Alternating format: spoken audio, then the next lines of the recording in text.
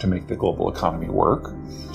And the United States has the military capacity to reach out and access raw materials that, for whatever reason, are not produced locally. So let's say lithium. You could easily reach out to places like Argentina and Chile.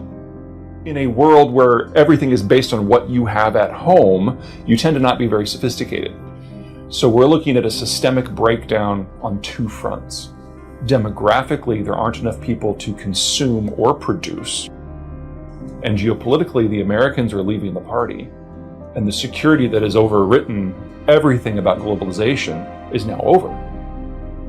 Either one of these is a deal killer, and they're both happening at the same time this decade, right now. The challenge in my work has always been to figure out timeframes. Which block do you pull out of the wall and how does that affect things? But we're now in a position where at least a half a dozen of the blocks have been pulled out. We are feeling that today as the leading edge of a massive inflationary boom in the United States.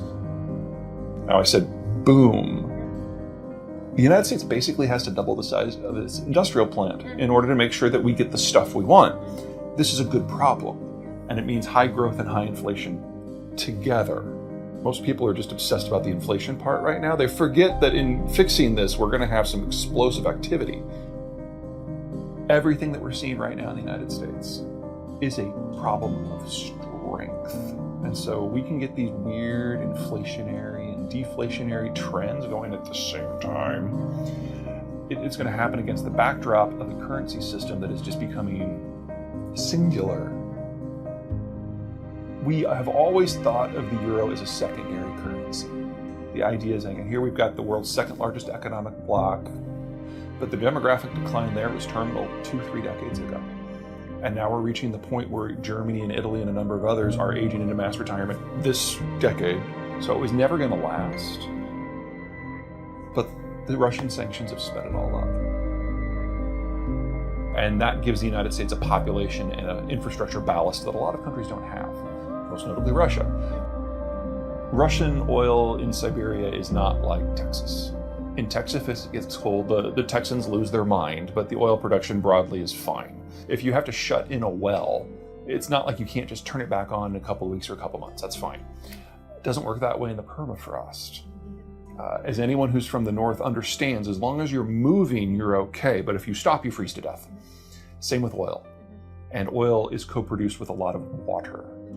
So we're looking at 4 to 6 million barrels a day of Russian and probably Kazakh crude going away and never coming back. Now, the United States is the world's largest producer of crude and the world's largest exporter of refined product. We will have some arguments over the details because we're American and that's just how it goes. My projection is that the Biden administration will dust off the authority that Congress gave the administration back in 2015 when we first allowed exports of crude. The Biden administration will shut off those exports. That'll trap a lot of shale crude within the United States and force our refineries to retool to process it. That should bring down the cost of most refined products and give the United States a huge amount of energy security by separating ourselves from now a world shortage. But that means that the world loses access to Russian and American crude at the same time. Now, if you're a refiner, at first you're going to bitch because your refineries were not designed to run on American crude. They import the heavy sour stuff from like Canada or Venezuela. And now you're going to have to use this light sweet stuff. But on the backside, 2 years later, when the retooling's done, you're going to be able to sell refined product everywhere and at prices that are just ridiculous. So they'll be the biggest to complain and then the biggest to benefit. For oil, I think we're okay. Let me jump though to the one where we probably are going to have some challenges to make. If you talk about non-food, non-energy commodities, Russia is the world's largest producer writ large, and it falls into a lot of different categories. But the United States does not have a normal steel industry, for example. We are the world's greatest steel recyclers. We use arc furnaces to just take the old steel, turn it into new steel. But if you want something that's pretty, arc furnaces are great if you're making like I-beams and car frames, but if you want to make like appliance cladding or roofing materials, it's kind of ugly. You need fresh steel for that.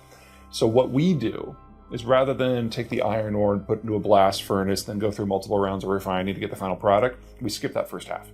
We buy semi-finished products, iron, pig iron, from other countries, And we took that through our high-end process, and we get the highest quality steel in the world with it. But 2/3 of that semi-finished iron comes from Ukraine and Russia. So if we want to avoid some issues with, steel, we need to build a few foundries very quickly. Right. That hasn't started yet. And if you want one to really worry about, neon's a fun one. So we use neon to run the lasers that etch semiconductors. Well, 70% of the world's neon comes from the former Soviet Union, and it's a 2-step process. Step 1 is air separation units at those steel foundries that we don't have. And the step 2 process to get the commercial grade neon, the purified stuff, that's done in Ukraine. So not only is the Russian steel offline because of sanctions and boycotts, but that second step, the important step, is all done in Ukraine, and half of that was done in Mariupol, and that facility is now gone. We get to decide in the not too distant future what we don't really need semiconductors for. If we want to rebuild that supply chain, step 1, build the foundry. Step 2, put air separation units in it. Step 3, build that secondary phase. There's no way you do that in less than 3 years. I would love for the government to take an active role in that. I'm not convinced it's going to happen. And this isn't necessarily a criticism of the Biden administration, although if you interpret it that way, you'd not be wrong. But we haven't had to have a national economic policy in this country since World War II. We're not good at that sort of planning. We let the market do its thing. And in the globalized world, we've moved up the value-added chain, and a lot of those lower quality steps we have allowed other countries to do because they can do it more cheaply until the supply chain system breaks down. And now, out of a sense of necessity, it's got to come back. Now, in that, we have some advantages over all the other developed countries of the world. Courtesy of the shale revolution and the fact we have so much elbow room, the development costs for what are normally low value-added products here are already the cheapest on the planet.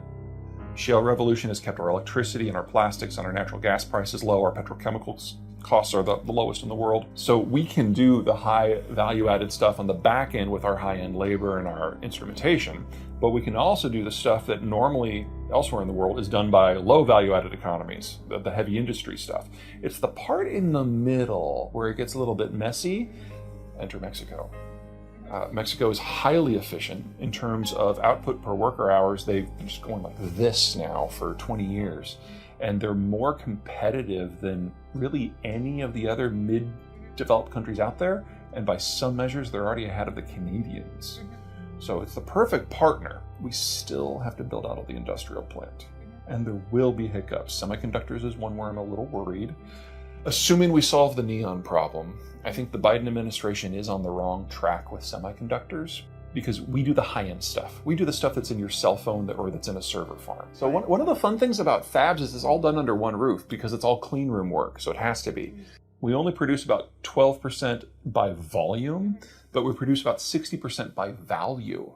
So if it's a chip you're going to use in a spaceship or a high-end cell phone or a server farm, it's probably made in the United States already.